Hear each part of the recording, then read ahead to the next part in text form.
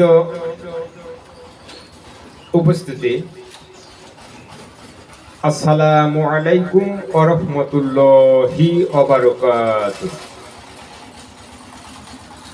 আল্লাহ পাকের দরবারে লাখো কোটি শুকরিয়া যে আল্লাহ তাআলা আমাদেরকে আজকে এই কোরআন শিক্ষার ক্লাসে উপস্থিত হওয়ার তৌফিক দান করেছেন।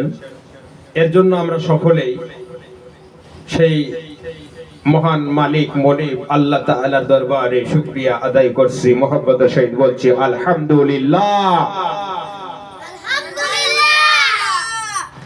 আমরা লাখ দরুদ সালাম পাঠ করব বিশ্ব মানবতা মুক্তির দূত যিনি সাইয়্যিদুল মুরসালিন, যিনি দুই জাহানের বাদশা, জিনার শান মান আল্লাহ পাকের পরেই আল্লাহ রাব্বুল আলামিন তাকে এত মান, এত দাম, এত শান, এত মর্যাদা দান করেছেন। আমরা সেই রাসূলের উম্মত হতে পেরে সকলেই ধন্য হয়েছি। দুই জগতে আমরা ওই আখেরি জামানার পয়গম্বরের উপর লাখ দরুদ সালাম পাঠ করব। সকলেই বলি সাল্লাল্লাহু আলাইহি ওয়াসাল্লাম। সম্মানিত হাজিরিন, আজকে আমরা আলোচনা করব। আজকে আমাদের আলোচনার বিষয় হলো যে কুরআনুল কারীম পড়তে গেলে সর্বপ্রথম অক্ষর সম্পর্কে আমাদেরকে জানতে হয়। অক্ষর পরিচয়, অক্ষর বলতে আমরা অক্ষর পরিচয় বলতে অক্ষরটাকে ভালো করে চিনি। এই অক্ষরগুলোর মধ্যে আবারও কোন অক্ষর কিভাবে পড়তে হয় এটা আমাদেরকে জানতে হবে। হাজিরিন, আজকে আমরা জানবো প্রশ্ন আলা অক্ষরগুলো কিভাবে পড়তে হয়। এটা সকলে আমার সঙ্গে সঙ্গে বলার চেষ্টা করবেন। আমি যখনই প্রশ্ন করব অথবা আমি বলবো তারপরে পরে আপনারা সকলেই বলবেন। বলতে পারবেন না? বলতে পারবেন তো ইনশাআল্লাহ? আচ্ছা, দেখা যাক, ইনশাআল্লাহ আমরা চেষ্টা করি। সম্মানিত হাজিরিন, আমাদের প্রথম অক্ষরের নাম কি? আলিফ। কি অক্ষর? আলিফ। এই আলিফ অক্ষরটা আপনারা সকলেই দেখতে পাচ্ছেন যে এখানে আলিফ অক্ষর আছে। এই আলিফ অক্ষর সব সময় আলিফ থাকে না, পরিবেশ পরিস্থিতি অনুযায়ী অনেক সময় এই আলিফ আবার হামজা হয়ে যায়। কি হয়ে যায়? হামজা হয়ে যায়। কি হয়ে যায়? এখন আসি আমরা এই যে আলিফ হামজা হয়ে যায়, কখন হামজা হয়, আলিফ কখন হামজা হয়, এটা আমরা জানবো। এটা কিন্তু আমার প্রশ্ন। এখন আসি, আলিফকে কখন হামজা বলা হয়?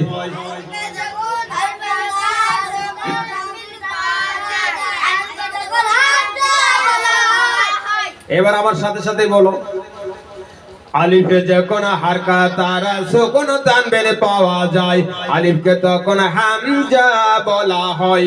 আলিফে যখন হারকাত আর সুকুন তানবিন পাওয়া যায়, আলিফকে তখন হামজা বলা হয়।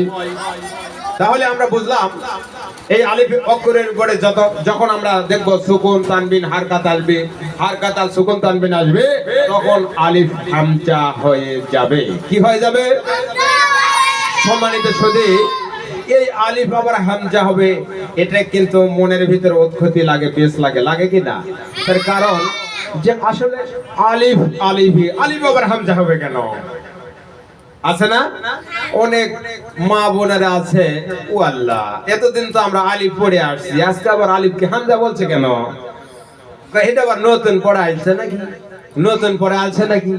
এরকম আছে কিন্তু অনেকে প্রশ্ন করে যে আলিফ আলিফি, আলিফ আবার হামজা হবে কেন? তা সম্মানিত সুধী, এটা আমাদের তাজবিদের নিয়ম নীতি অনুযায়ী, কোরআন পড়ার নিয়ম নীতি অনুযায়ী এই আলিফ অক্ষরের উপরে যখন হারকাত আর তানবিন সুকুন থাকে, তখন আলিফ আলিফের জায়গা থেকে আর উচ্চারণ হয় না। আলিফ তখন আমাদের এই 29টি হরফের মধ্য থেকে এই নিচে যে হামজা অক্ষর আছে, ওই হামজার জায়গা থেকে আলিফ অক্ষরটা উচ্চারণ হয়। বিধায় আলিফ আর আলিফ থাকে না, আলিফটি হামজা হয়ে যায়। অর্থাৎ কুরআনুল কারীম তেলাওয়াতের জন্য, কোরআনের অক্ষরগুলি, এই আরবি অক্ষরগুলি বোঝার জন্য, পড়ার জন্য, সুন্দর করে সহিভাবে পড়ার জন্য আমাদের একটা জিনিস আছে, সেটা হচ্ছে এই তাজবিদের নিয়ম নীতির ভিতরে মাখরজ। এই মাখরজ শব্দের অর্থ হচ্ছে অক্ষরগুলি উচ্চারণ হবার স্থান বা জায়গা। অক্ষরের একটা জন্মস্থান জায়গা আছে, কোথা থেকে অক্ষরটা উচ্চারণ হয়, মুখের কোন জায়গা থেকে থেকে কোন স্থান থেকে কোন অক্ষর উচ্চারণ হবে এই জায়গাটাকে বলা হয় মাখরাজ। এই মাখরাজ শব্দের অর্থ অক্ষর উচ্চারণ হবার স্থান বা জায়গা। এখন আসি, তাহলে আমরা বুঝলাম আলিফে যখন হারকাত আর তানবিন সুকুন থাকবে তখন আলিফ হামজার জায়গা থেকে উচ্চারণ হবে, বিধায় আলিফ আর আলিফ থাকে না, আলিফ হামজা হয়ে যায়। সম্মানিত শিক্ষার্থীবৃন্দ, আমরা আশা করা যায় আমরা এটা খুব সুন্দর বুঝতে পারলাম। যে আমরা বুঝতে পারছি কিনা? বুঝতে পারছি তো? তো আমরা যে বুঝতে পারলাম যে আসলে আমরা এই যে যখন এই আলিফ সম্পর্কে আমাদের মনের ভিতর উৎপত্তি আসে তখন আমরা বুঝে নিলাম যে আলিফের ভিতর আর উৎপত্তি থাকার কথা নয়। আলিফ সম্পর্কে আমরা কিন্তু সবকিছু ধারণা পেয়ে গেলাম। এখন আসবো, আমরা খেয়াল করব আলিফ অক্ষরটা যখন হামজা হলো, হামজা ইয়কর কেমন করে পড়তে হয়? হামজা ইয়কর হলকের শুরু থেকে শক্ত করে পড়তে হয়। হামজা ইয়কর হলকের শুরু থেকে শক্ত করে পড়তে হয়। হামজা ইয়কর হলকের শুরু থেকে কেমন করে পড়তে হয়?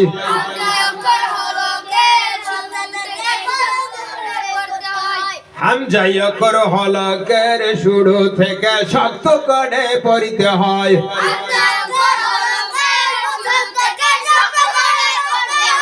হামজা ইয়কর হলকের প্রথম থেকে শক্ত করে পড়তে হয়।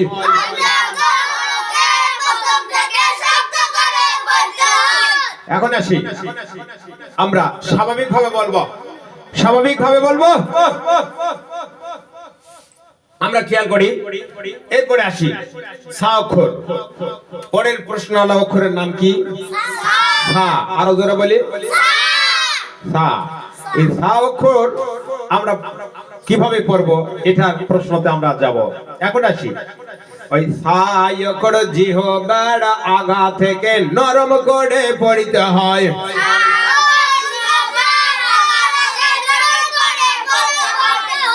সা অক্ষর জিহ্বার আগা থেকে নরম করে পড়তে হয়।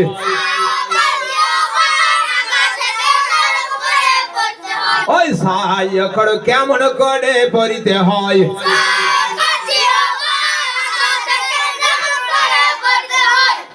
এবার আসি, আমরা সা অক্ষর সম্পর্কে জানলাম।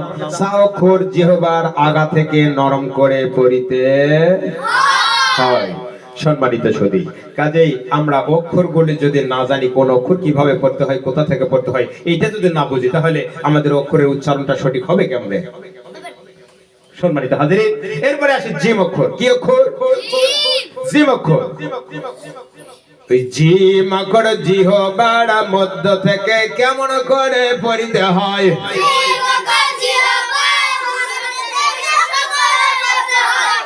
জিম অক্ষর জিহ্বার মাঝখান থেকে শক্ত করে পড়তে হয়। জিম অক্ষর জিহ্বার মধ্য থেকে শক্ত করে পড়তে হয়।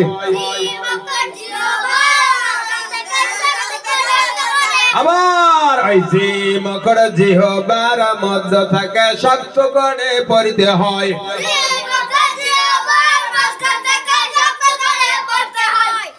আমরা জানলাম জিম অক্ষর সম্পর্কে প্রশ্ন এবং উত্তর।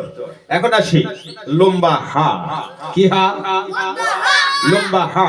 হা অক্ষর আছে দুইটা। কয়টা? দুইটা। এই যে দুইটা হা অক্ষর আছে, এই দুইটা হা অক্ষরের দুইটা সিস্টেম আছে। আমরা জানবো এই দুইটা হা দুই সিস্টেমে পড়া যায়। কয় সিস্টেমে? দুই সিস্টেমে। সম্মানিত সুধী, আমরা খেয়াল করব এই দুইটা হা আছে, এখানে লম্বা হা আর গোল হা। আমরা আসি এখন লম্বা হা সম্পর্কে আলোচনা করব। এই লম্বা হা কেমন করে পড়তে হয়? এই লম্বা হা হলকের মধ্য থেকে শোষ করে পড়তে হয়। ওই লম্বা হা কেমন করে পড়তে হয়?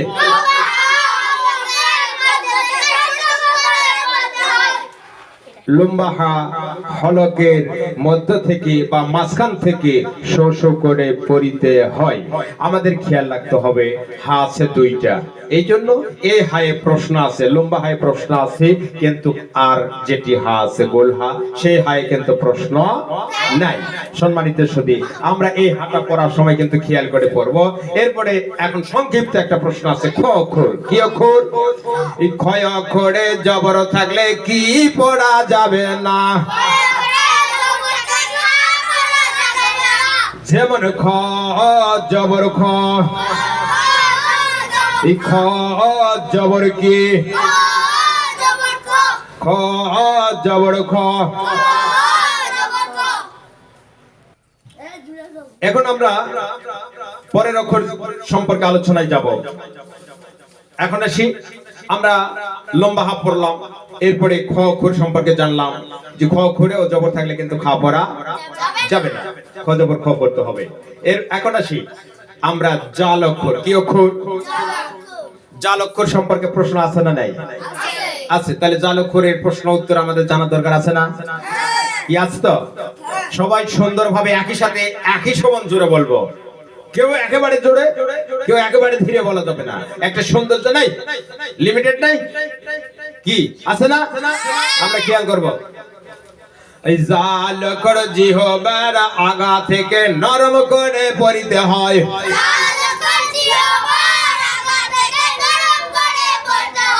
জাল অক্ষর কেমন করে পড়িতে হয়? জাল অক্ষর জিহবার আগা থেকে নরম করে পড়িতে হয়।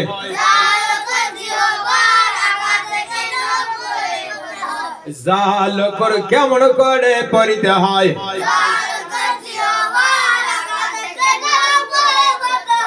তাহলে জাল অক্ষর জিহবার আগা থেকে নরম করে পড়িতে হয়। জাল অক্ষর জিহবার আগা থেকে নরম করে পড়িতে হয়। সম্মানিত সুধী, আমরা জাল অক্ষর সম্পর্কে জানার চেষ্টা করলাম। তাহলে জাল অক্ষর জিহবার আগা থেকে কি এমন করে পড়তে হয়? নরম করে পড়তে হয়। মনে থাকবি তো আমাদের? আচ্ছা, চেষ্টা করব। মনে যদি না থাকে তাহলে কিন্তু পড়া সঠিক আসবে। কাজে আমাদের খেয়াল রাখতে হবে কোন অক্ষর কোথা থেকে কেমন করে পড়তে হয়, সেই অক্ষরগুলি আমাদের মনে রাখার চেষ্টা করতে হবে। মুখের কোন স্থান থেকে কোন জায়গা থেকে কোন অক্ষর পড়িতে হয়, সেই জায়গাগুলো আমাদেরকে খেয়াল রাখার দরকার আছে না নাই? হাজিরিন, আমরা সচেতনতার সহিত, মনোযোগের সহিত আমার কথাগুলো আপনারা মনোযোগের সহিত খেয়াল করবেন এবং শুনবেন, বোঝার চেষ্টা করবেন। ইনশাআল্লাহ আল্লাহ পাক আপনাদেরকে সকল বুঝদান করবেন। এরপরের অক্ষর আসি। পরের অক্ষরের নাম র। কি অক্ষর? র অক্ষর। আমরা এই র অক্ষর সম্পর্কে আলোচনায় যাব। র অক্ষর পড়ার দুইটা নিয়ম আছে। কয়টা? এই র অক্ষর পড়ার দুই নিয়ম, মোটা আর পাতলা। বলেন।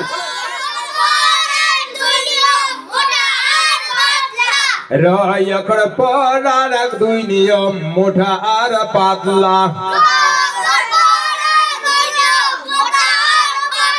তাহলে র অক্ষরে জবর থাকলে, র অক্ষরে জবর থাকলে রা পড়া যাবে না।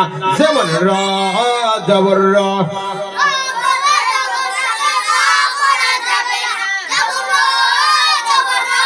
এখন আসি, আমরা র অক্ষর সম্পর্কে জানলাম। র অক্ষরে জবর থাকলে র অক্ষর মোটা করে পড়তে হয়। র অক্ষরে পেশ থাকলে র অক্ষর মোটা করে পড়তে হয়। র সাকিন ডাইনে জবর মোটা করে পড়তে হয়। র সাকিন ডাইনে পেশ মোটা করে। র অক্ষরে জবর থাকলে মোটা করে পড়তে হয়। র সাকিন ডাইনে জবর মোটা করে পড়তে হয়। র সাকিন ডাইনে পেশ মোটা করে পড়িতে হয়। অর্থাৎ র অক্ষরের উপরে সাকিন, ডান পাশে জবর, তখনও র অক্ষর মোটা করে পড়তে হয়। র অক্ষরের উপর সাকিন, ডান পাশে পেশ, তখনও র অক্ষর মোটা করে পড়িতে হয়। র অক্ষরের এরপরে আসি, র অক্ষরের পরে আমরা আসি জা অক্ষর। কি অক্ষর?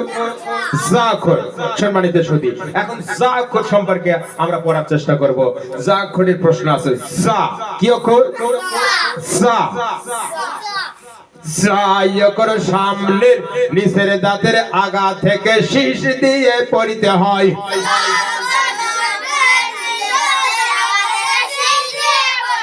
ওই জা অক্ষর সামনের নিচের দাঁতের আগা থেকে শীষ দিয়ে পড়িতে হয়।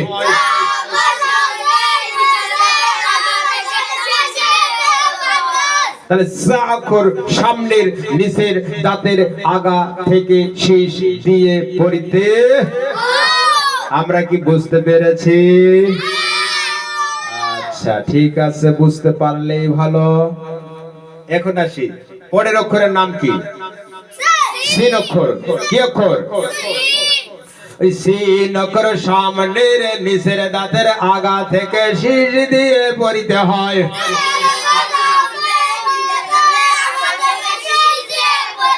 ওই সিন অক্ষর কেমন করে পড়িতে হয়?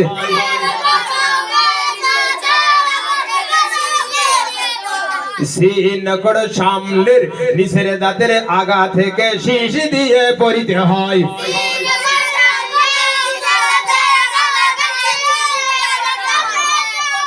এরপরে আসি আমরা পরের অক্ষর সদ। সদ অক্ষর কি দেখা যায়? সদ অক্ষর এখানে দেখা যায়। সম্মানিত সুধী, আমরা খেয়াল করবো সদ অক্ষর কি দেখতে পাচ্ছি? সদ অক্ষর দেখতে কেমন?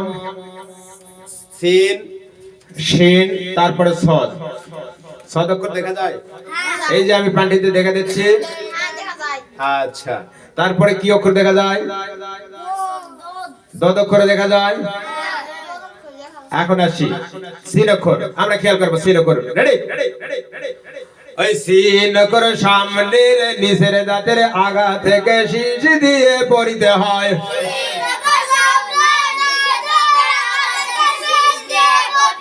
ওই সিন অক্ষর কেমন করে পড়িতে হয়?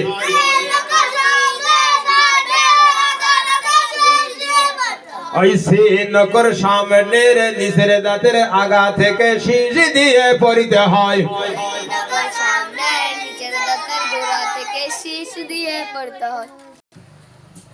সম্মানিত সুধী, আমরা এখন খেয়াল করব প্রিয় শিক্ষার্থীবৃন্দ, আপনারা সকলেই মনোযোগের সহিত খেয়াল করুন। আমরা দেখতে পাচ্ছি এবার সদ অক্ষর। কি অক্ষর? সদ। সদ। সদ। সদ অক্ষর সামনের নিচের দাঁতের আগা থেকে শীষ সহ মোটা করে পড়িতে হয়।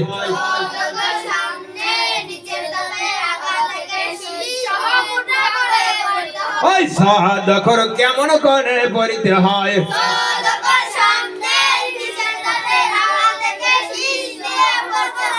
সদ অক্ষর সামনের নিচের দাঁতের আগা থেকে শীষ সহ মুঠা করে পড়িতে হয়।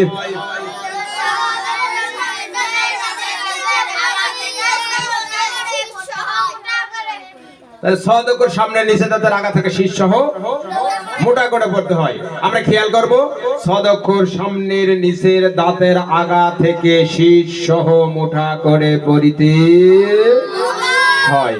আমরা বুঝতে পেরেছি ইনশাআল্লাহ? পেরেছি বুঝতে? এখন আসি পরের অক্ষরের নাম কি? দ। অনেকে আবার এই দুটা অক্ষরকে কিন্তু বলে সোয়াদ আর দোয়াত। কি বলে? আচ্ছা বলেন তো, এটা কি বইয়ে লেখা আছে? সোয়াদ আর দোয়াত এটা কই পাইছে? অক্ষরের নাম আছে সদ আর দদ। কি নাম? তাহলে আমরা যেটা পাইছি বই পুস্তকে সেইটা পড়বো না? কেন বানায়া বানায়া অক্ষরের নাম রাখতে যাব? আচ্ছা এখন আসি, আমরা যেটা পাবো সেটা পড়বো। কথা বলেন ঠিক না ঠিক?